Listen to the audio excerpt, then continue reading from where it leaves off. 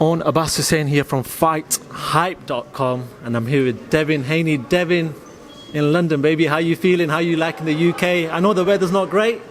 Talk to me about the UK. What do you think of the UK so far? The weather's all right. I didn't see worse weather. It feels great to be here. I've been getting a lot of love. I've been busy since I've been here, and it's great. Tomorrow we got the open workout, so I'm excited to meet all my UK fans. Have you done any of the exploring that the travellers do? The foreigners, when they come here, they go to Buckingham Palace, they go and see the Queen's Palace. Have you done any of that yet? I haven't done any of that yet because first off, I've been so busy with doing media stuff and all that, and then by the time I get back to the hotel, my sleeping schedule is so messed up. I sleep the whole day away. So, but I'm gonna probably get to that probably tomorrow and explore, do some sightseeing, and I want to go into London Eye. So yeah. Let's talk about why you're here. You said I watched something on Sky Sports where you did a little piece with Sky Sports. You said you could have gone on holiday, but you decided to come to the UK. Yeah. Why did you decide to come to the UK? Because I wanted to come here to meet all my fans. I got a big following here, and I came here to do some promoting, meet some of my fans, and yeah. Let's go back to your last fight. It wasn't that far ago, fighting Abdulayev. And it seemed to be a convincing performance. Just talk to me about that. What's your opinion on that fight? After watching it back after a few weeks, give me your sort of thoughts on that fight and your performance. The fight went well. I went in there. I got the win. I'm always happy to get the win. As the fight was heating up, I was starting, to warm up and to take my toll, and then that's when the fight was ended, due to me breaking his orbital bone, which I never want, any serious injuries for my opponents. Of course, I always want to win. But, yeah, as the fight was, I was just starting to warm up. But I'm happy I got the win. I'm happy I got to showcase my skills, and I'm happy I got the knockout. Did you feel like in that fight that you were causing damage? Because sometimes a fighter feels it when they're throwing the punches that they're causing damage. Did you expect him to sort of not come out for that round? No, I honestly, I didn't expect that at all. Like I said, the fight was just warming up. I was just getting into my groove. And then that's when the fight was ended. I didn't know that I seriously hurt him or anything like that. I was ready to go out for the next round. There's a lot of talk. Eddie Hearn was at a workout yesterday with Billy Joe Saunders, and he spoke about yourself being on the KSI Logan Paul undercard. Now a lot of hardcore boxing fans are like, Billy Joe Saunders, Devin Haney shouldn't be on the undercard. They should be headlining. What's your response to people like that? I mean, I have been headlining, and I'm happy about that. But this is right now that's a big event. They're gonna sell out probably 20,000 tickets. It's gonna be crazy numbers, on the zone. So why not? They got a big following, a different type of audience that that I can be fighting on. It's a big opportunity for me, and I'm happy to do it. Is that the future though? They are cutting corners and whatever else, but they're earning a lot of money, and a lot of people seem to be attracted to boxing. Is that the future of boxing, where you might need a couple of these fights to gain more people turning to boxing fans? It's things like that you can do to promote yourself, like Floyd did when he did Dancing with the Stars and WWE and all those type of things. It's different ways to promote yourself, and I feel like that's gonna help promote me and get my name out there even more. I want to go way back because I was looking at some of your videos when you were a young 16-year-old Devin Haney, sat next to Floyd Mayweather in the doghouse. Floyd's talking about you in such a good way. Talk to me about that part of your life, being in the doghouse and the experiences that you went through. Yeah, I learned so much, coming out of the Mayweather gym, many doghouse sparring sessions, a lot of experience. Floyd mentoring me. I learned so much from that, and that helped me get to where I'm at now. And I'm thankful to be around that, to be around Floyd, I'm thankful for all that, because those are the type of things you can't buy, and it helped me get to where I'm at now. For somebody that's 20 years old, you've had a lot of experience in the ring. I look at your amateur career. You've had a lot of good fights out there. Then look at people you sparred with. You sparred with a lot of good level fighters. We're talking Gervonta Davis, Sean Porter. Just talking about sparring, who would you say has been your toughest spar so far? Because you have sparred a lot of good fighters. I'm gonna say my toughest spar was Floyd, you know, because I just give him that respect because he's a living legend. He's done so much for the sport of boxing, and you know that was a dream come true for me to actually be, you know, in the ring with him. So I would have to give that to him because that's not anybody can just say that they've been in the ring with him. And you know, when a fighter is in a division and you're not a world champion yet, but you're looking to aspire to that, and then fighters always move up to the next division. But in your division, it seems like you've got fighters underneath that are coming up that it might just be worth staying while in this division, in the lightweight division. For example, Gervonta Davis seems to have vacated his belt and seems like he's coming up. First of all, is that something that really you'd want? Because I know you've had a bit of history. I know you're friends now. I know you've had a bit of history. But is that a fight that you'd like to see in the future? Of course, you know, I want all the big fights in whatever weight class I go to.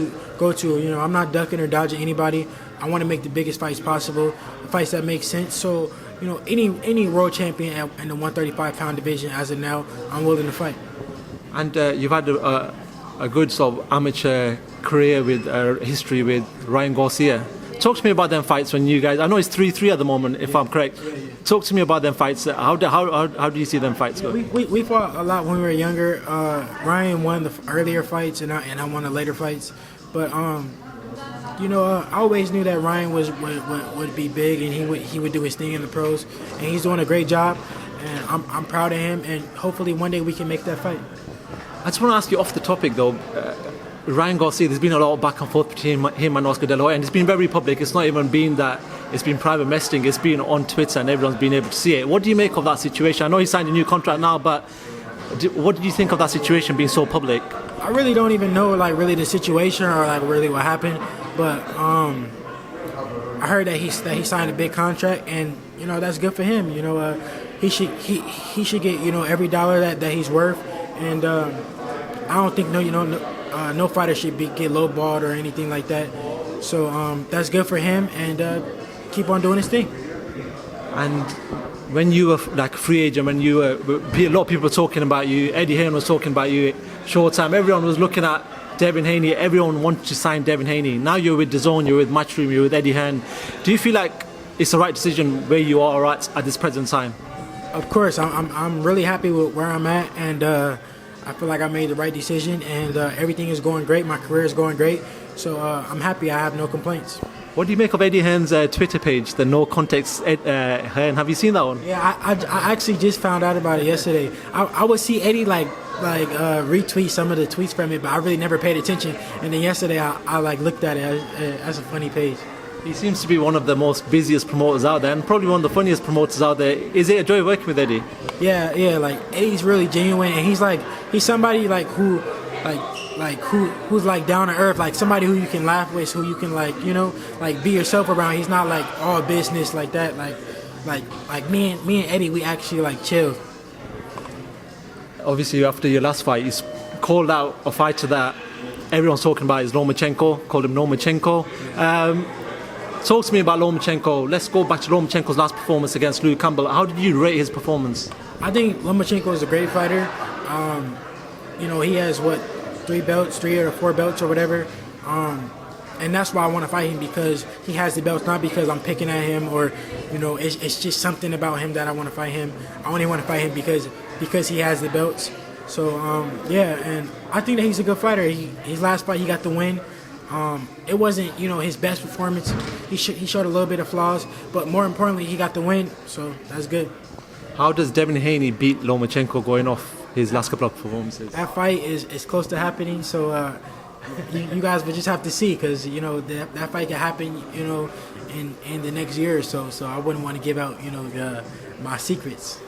You know, at this stage of his career, a lot of people are calling Lomachenko one of the greatest to ever step in the ring. What's your opinion on that? I don't know about all that. I think he's a good fighter, but I wouldn't say that he's one of the greatest. That's it.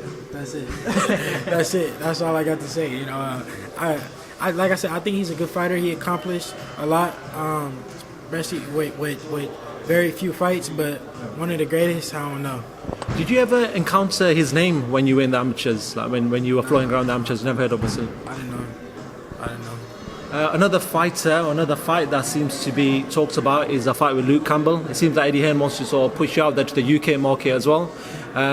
Talking 2020, talk to me about that. Is that a fight that you'd like to come over to London and have that fight? I think that would be a big fight wherever it's at. If we fought in New York, Madison Square Garden, the big arena, that'd be a big fight. We fought in the UK, that'd be a massive fight. Vegas, big fight. Wherever, I think it'll be a big fight, and that's a fight that will more than likely happen in 2020. What do you make of Luke Campbell, gold medalist Olympian? He seems to be on the rise, even though he's lost to No-Machenko. It seems like his career's in the right way at this present time. What do you make of him as a fighter? I think that he's a good fighter. He went in there and he did good against No-Machenko. He didn't get the win, of course, but he went in there. He did better than what a lot of people thought he would do, and I think that fight will bring the best out of me. The fight will make me showcase all my skills. Devin, what do you want from boxing? A lot of fighters come into boxing, some want the money, some want to be a great. What does Devin Haney want from boxing? Well, at the end of my career, I want my name to be mentioned with the greats. I want to be in the Hall of Fame. Of course, I want to make money because nobody wants to get hit for free. Nobody likes taking punches, and I don't care who you are. Of course, I want to make money and to be able to feed my family and take care of my family. But I want my name to be mentioned with the greats. I want people to remember my name. Talking about what you just said there, a name that springs to mind is Floyd Mayweather, somebody who's come through the hard way as well, and then he's picked his fights well, fought for big money, and everyone remembers his name. Is that the sort of route that you'd like? Of course, he's a living legend, and if I could accomplish the things that he accomplished, that would be crazy because his name will be mentioned forever. You're only 20, but it feels weird asking this question. When you were growing up, who did you like watching as an inspiration in boxing? I watched a lot of Sugar Ray and I watched a lot of Mayweather. I watched Sugar Ray because my dad, that was his favorite. Sugar Ray Leonard, that was my dad's favorite fighter. That was his era, so he watched a lot of him. So he had a lot of influence. And I watched Mayweather because Mayweather was my era, and Mayweather was somebody who I could talk to, who I could touch, somebody who I was around, living in Vegas. What do you make of all these comparisons of Floyd Mayweather and Devin Haney, so young in your career, but people are saying that this Devin Haney could be a Floyd Mayweather? What do you make of that? I'm thankful for that. That's a dream come true to be mentioned with somebody who is a great fighter like him. Now I have to live up to it, but it's no pressure because at the end of the day, I'm going to be the first Devin Haney. I'm not here to be like anybody else. I'm not here to follow anybody else. I want to be the first, Devin Haney. I want Devin Haney's name to be mentioned, at the end of my career. I want people to say, to compare, the younger fighters coming up to me. Devin, for 20 years old, you seem quite mature, and it's not just that because I've been in the industry for a long time, and you do seem very mature. A lot of fighters seem to lose their way. I just want to talk about Devin Haney Promotions. Where is that going to lead? So, are you going to eventually look at signing fights? Are you going to eventually look at becoming a fully grown promotional company? Of course, I want to sign fighters. I want my company to grow as I grow. But one thing about me, I want to sign quality over quantity. So I don't want to sign a bunch of fighters and then they're not that good, or they make my company look bad. So I'm going to take my time, and when I find the right fighters that I like, then that's when I'll sign them. Is that going to happen soon, or do you reckon you're going to just wait it out for a little while? Who knows? When I find the fighters that I like, who knows? We never know. The only reason I ask you a question like that is, if we look at someone who's quite very big in boxing, especially in British boxing, is Anthony Joshua, and he seems to have his own movement as well. He calls it AJ boxing, and commercially he's become an absolute beast. He's changed boxing for what it is in Britain, especially. Do you look up someone like Anthony Joshua, where he's selling out 80,000, 90,000 seater stadiums, and commercially he's doing well? Of course, Anthony Joshua is doing well for himself, and I look to one day do the same.